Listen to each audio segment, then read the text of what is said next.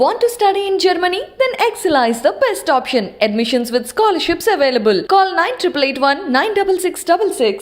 సరూర్ నగర్కు చెందిన 30 ఏళ్ల అప్సర అనే యువతి హత్యకు కారణం వివాహేతర సంబంధమే అని పోలీసులు తాజాగా వెల్లడించారు. ఇక ఈ హత్య తెలంగాణలో సంచలనం సృష్టించింది.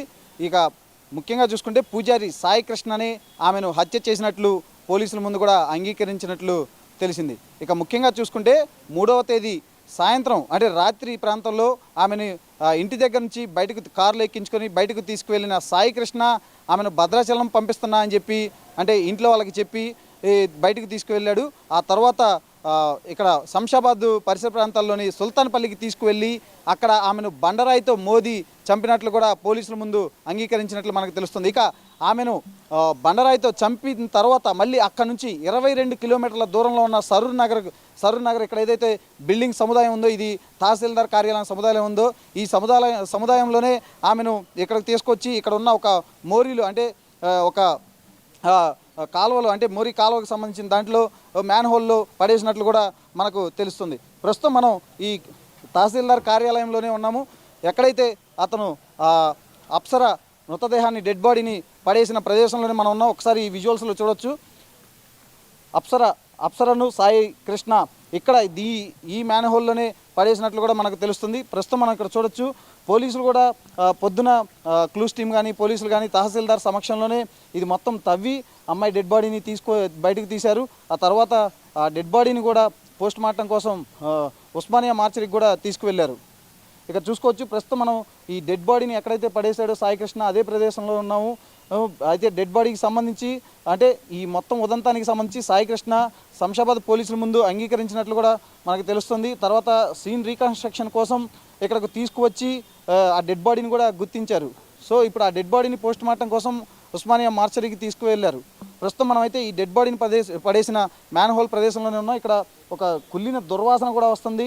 అయితే డెడ్ బాడీని బయటికి తీసే టైంలో బాగా కుళ్ళిపోయి అలాగే బాగా ఉబ్బిపోయి ఉన్నట్లు కూడా పోలీసులు అయితే గుర్తించారు. ఎందుకంటే 3వ తేదీ రాత్రి టైంలోనే చంపేసి ఇక్కడ పడేశాడు. అంటే దాదాపు చూసుకుంటే ఈరోజు 9వ తారీఖు అంటే దాదాపు 5 నుంచి 6 రోజులు అవుతుంది డెడ్ బాడీని ఇక్కడ పడేసి. సో ఆ డెడ్ బాడీ కూడా బాగా కుళ్ళిపోయి దుర్వాసన వచ్చి ఉబ్బిపోయిన స్థితిలో పోలీసులు ఆ డెడ్ బాడీని బయటకు తీశారు. మనం ఒకసారి ఈ ప్రదేశాన్ని మొత్తం చూపించన్న ఈ పగలగొట్టిన ఇదంతా ఒకసారి.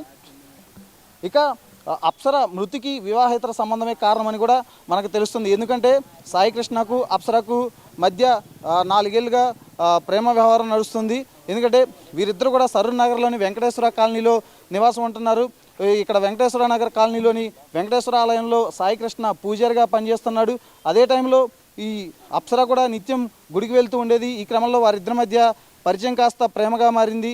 ఆ తర్వాత అది చనువుగా మారి వారిద్దరూ ఒకరినొకరు అంటే చాలా చనువుగా ఉంటూ ఉండేవారు. అయితే ఇక తనతో చనువుగా ఉంటున్న అప్సర వేరే వాళ్ళతో కూడా గత కొంతకాలంగా చనువుగా ఉంటుంది అని తెలిసి అలాగే గతంలో ఆమెకు అబార్షన్ కూడా అయిందని చెప్పి ఈ సాయి కృష్ణ చెప్తున్నారు. సో వేరే వాళ్ళతో చనువుగా ఉండటం తట్టుకోలేని సాయి కృష్ణ ఆమెను అంతమొందించాడని చెప్పి కూడా పోలీసుల ముందైతే చెప్పిన పరిస్థితి ఉంది. ప్రస్తుతం మనం ఇక్కడ చూడొచ్చు. కొంతమందితో ఒకసారి మాట్లాడే ప్రయత్నం చేద్దాం. అసలు ఇక్కడ అంటే ఇది ఒక పాతపడిపోయిన మోరీ అంటున్నారు. అసలు ఇక్కడ ఇంతకుముందు పరిస్థితి ఎలా ఉండేది ఏంటి ఒకసారి మనం కొంతమందిని అడిగి తెలుసుకుందాం. ఇక్కడ స్థానికులు ఉన్నారు, మనం ఇక్కడ చూసుకోవచ్చు, ఒకటి గమనించవచ్చు. ఇది ఒక గవర్నమెంట్ ఆఫీసుల సముదాయం. ఒక్కసారి ఇది మొత్తం చూపించను. ఇది మొత్తం ఒక గవర్నమెంట్ ఆఫీసుల సముదాయం. తహసీల్దార్ కార్యాలయం కానీ ఇక్కడ తహసీల్దార్ కానీ డిజేబిలిటీ సెంటర్ కానీ ఇవన్నీ చాలా ఉన్నాయి. ఇక్కడ ఒక సీసీ కెమెరా కూడా లేదు. అసలు అర్ధరాత్రి టైంలో అక్కడ నుంచి డెడ్ బాడీని ఇక్కడ దాకా ఎలా తీసుకొచ్చాడు అనేది కూడా ఒక ప్రశ్నార్థకంగా మారింది. మనం ఇక్కడైతే కొంతమంది స్థానికులతో ఒకసారి మాట్లాడే ప్రయత్నం అయితే చేద్దాము. అన్న చెప్పండి, మీకు సాయి కృష్ణ తెలుసా? ఎప్పటి నుంచి తెలుసు అసలు?